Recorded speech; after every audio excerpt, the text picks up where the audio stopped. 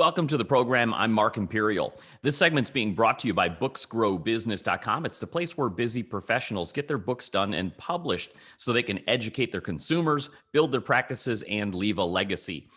We're doing a series of spotlights on remarkable attorneys across the country with a focus on elder law and or estate planning. And joining me on this segment from Connecticut is Mark Connell. Mark, welcome to the program. Good to see you. Good to see you, Mark. So I know it's a broad topic. Please tell us your areas of focus and specifically the types of clients that you help. It might be a good idea to give you a little background because I come to the practice of law by accident. I've often thought that that's going to be the title of my next book, The Accidental Lawyer. I had started out as a biochemist. I was going to do research in protein synthesis. And it was back in the Jimmy Carter days. You're much too young to remember that. Or am I? But well preserved at any rate then. And the basic funding for basic research had pretty much dried up. And I transitioned into the world of physical therapy. I was an Olympic weightlifter back then, and one of my coaches suggested that I pivot into that field, which I did. And I practiced as a physical therapist for quite a few years. I worked on a guy that was in a coma for 7 years and woke up. That was kind of my specialty back then, is very difficult neurological cases. Real wealthy guy, patriarch of a family that adored this guy. And they were paying me a full-time pay to work an hour a day. And I got bored. And a friend of mine suggested law school.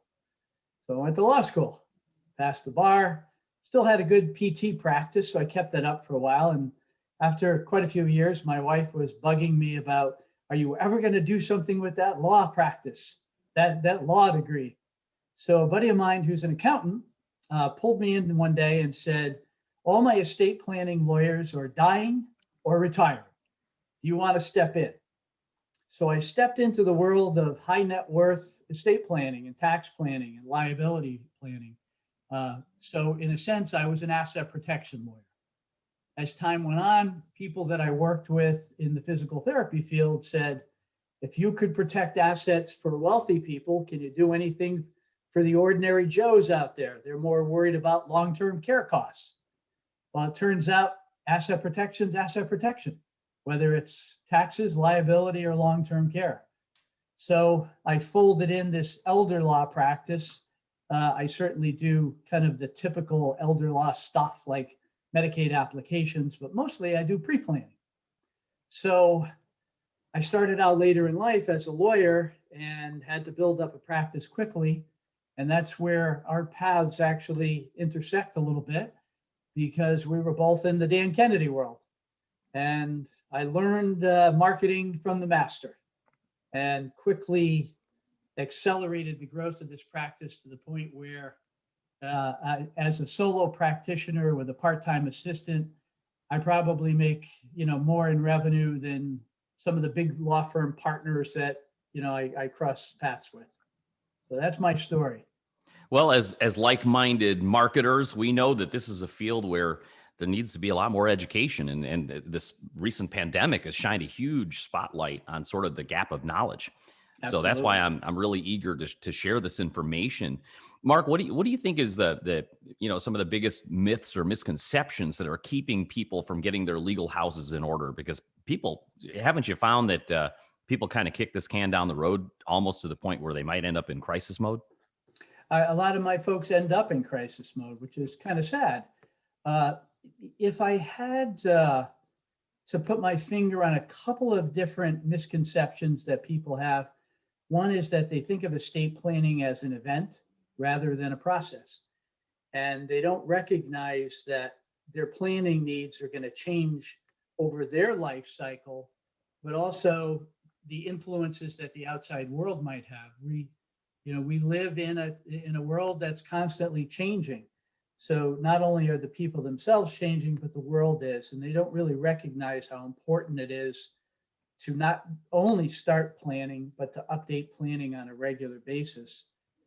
The other big misunderstanding is I don't think people understand what's really involved.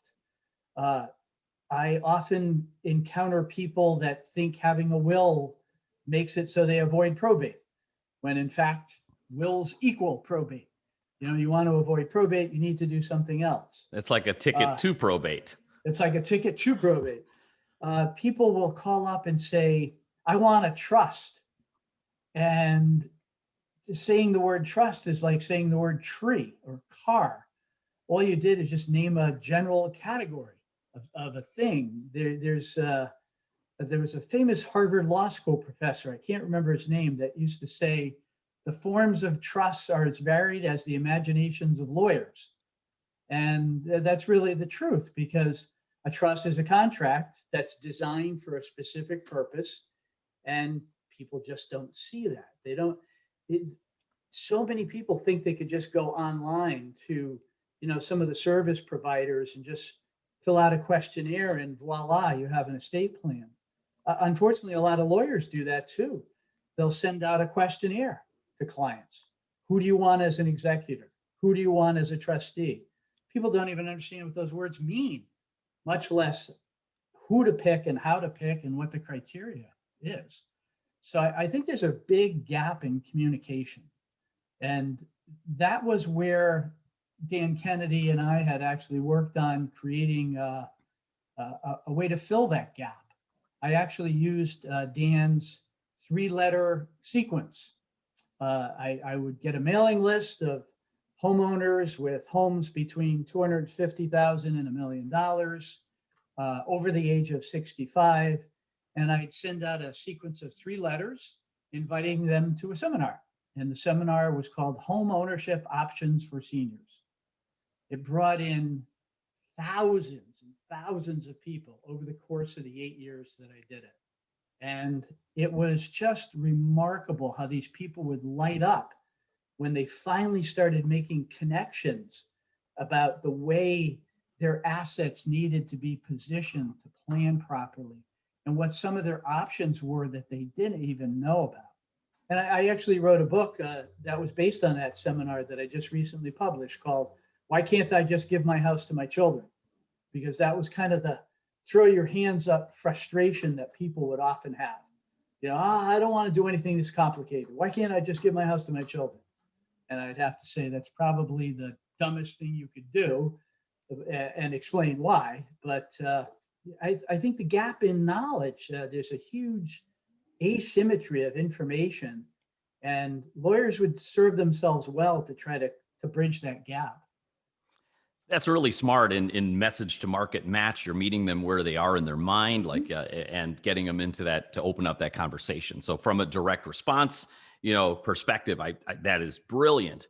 I'm also a branding guy working with a bunch of branding people. And I see, but from the virtue of the words, elder law and estate planning, those even suggest later, like, I don't need to do this now. I'm not old enough. I don't even own anything. But the more I'm learning about this field, you really should get that legal house in order when you're 18. And then, as you mentioned, update it, periodically. So I think a rebranding needs to happen. It needs to almost be called like freedom planning or independence planning or something. Yeah, well, even the term asset protection is hard because, like you said, people will say, I don't have anything.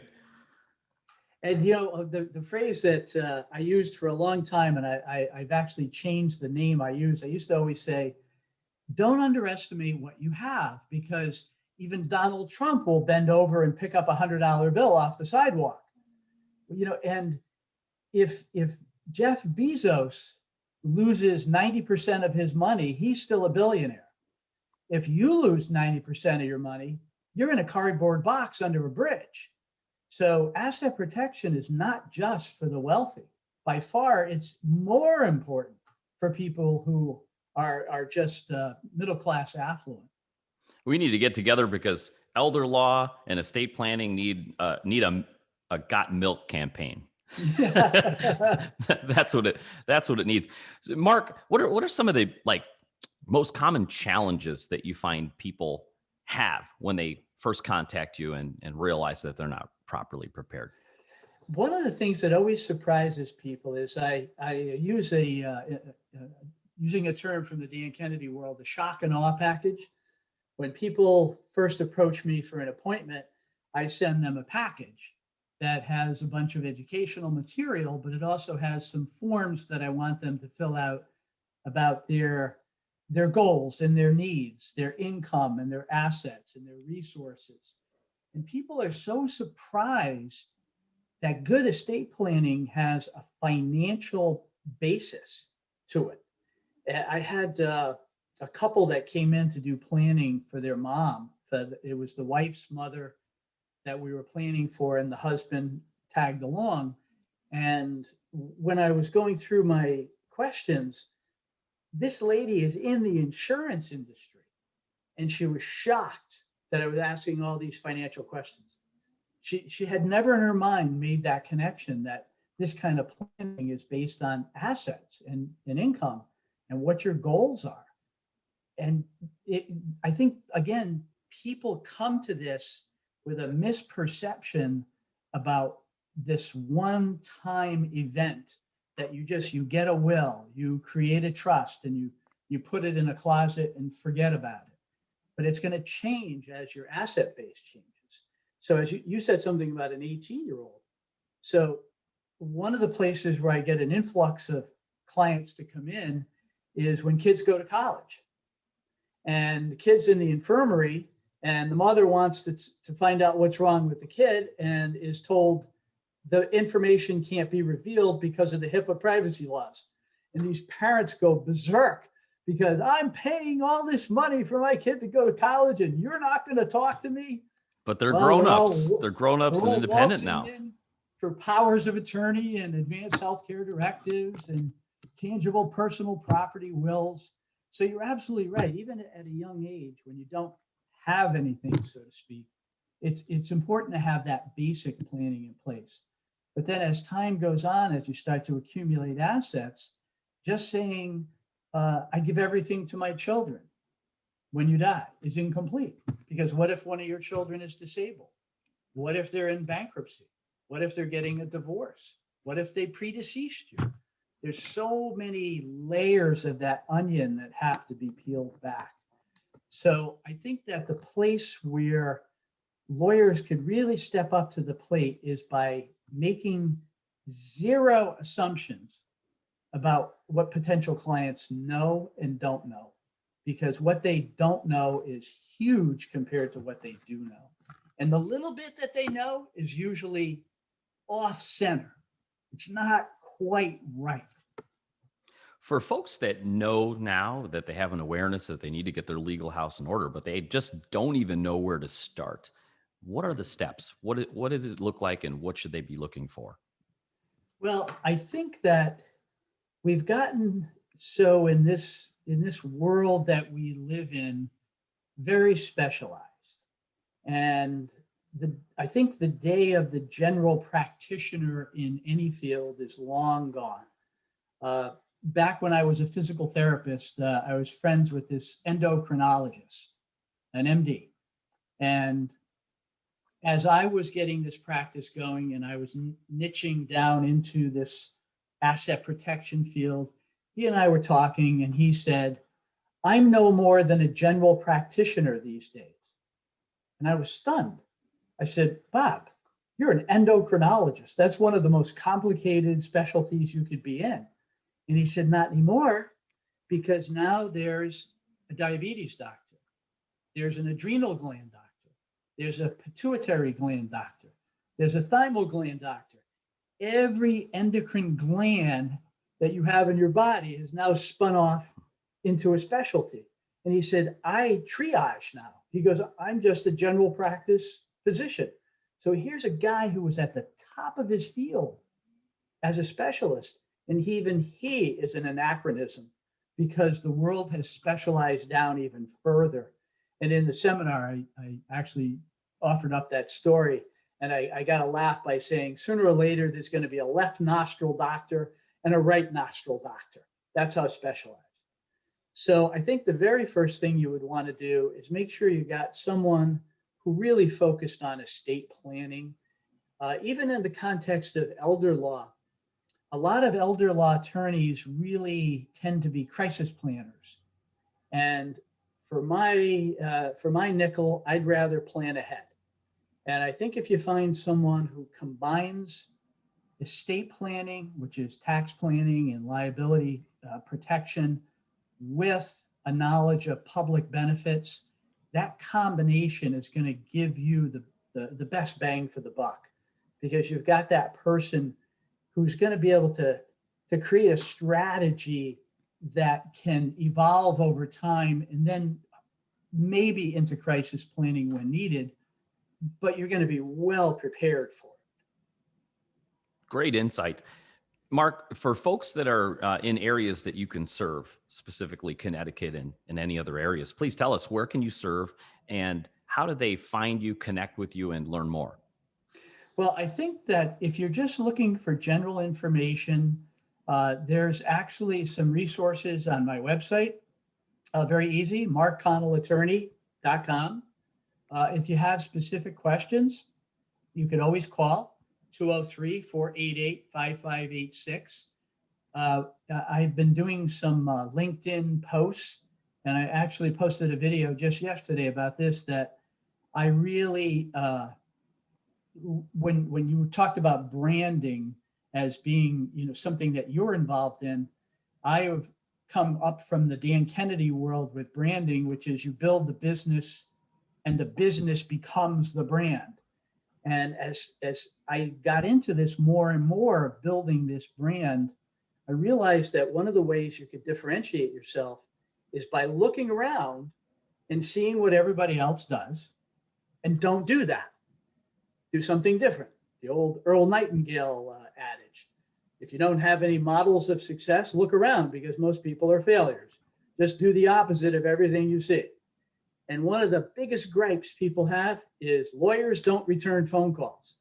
So I made it a project that within 24 to 48 hours of someone calling me, they get a return call. So if someone has a specific question, I'd be very happy to either answer the question or direct them to someone in their local jurisdiction that might be able to. That's terrific. And The Strangest Secret, one of my favorite records, vinyl records. Vinyl record, yeah. In fact, yeah, Mark, this is absolutely terrific. I really appreciate you taking the time and sharing with my audience today. And you mentioned, direct response and branding. My new methodology is I use direct response for cash flow and building that business, and incorporating that branding as a byproduct, as you mentioned, to become the business becomes the brand for accelerated acceptance through the growth of the business. So absolutely fascinating. You're probably under some time constraints, but I might add one more thing with advice to lawyers, as this might be, that follow-up is probably one of the biggest deficiencies that lawyers might have. And I think that probably in just about any field, people are in two basic categories as clients or customers. You're going to have the buy now customers, and you're going to have the buy later customers. And the buy now customers will make you some money, but the buy later customers are going to make you successful. And if somebody comes into your office, they fill out all your information, they go through your whole process, but they don't go forward, they don't take that next step, follow up with them. Have a monthly newsletter, send something out to them, 2 or 3 times a year, invite them back in for another consultation. Those people are really going to make good clients. They're just nervous for some reason. They're not sure. And when people are confused and unsure, they usually do nothing. And there's so many people that I have brought back into the fold. I have people that'll show up with 3 or 4 years of my newsletters in 3-ring binders. And it'll be one little article that they'll say, "You finally got me to make the call." And follow up.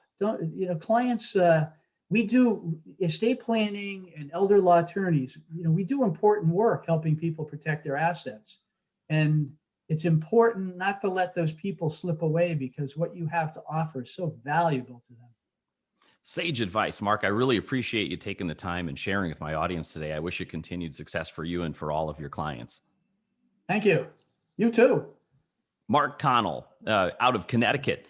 And this segment's been brought to you by booksgrowbusiness.com. It's the place where busy professionals get their books done and published so they can educate their consumers, build their practices, and leave a legacy. That's all for now. I'm Mark Imperial, and thanks for joining me.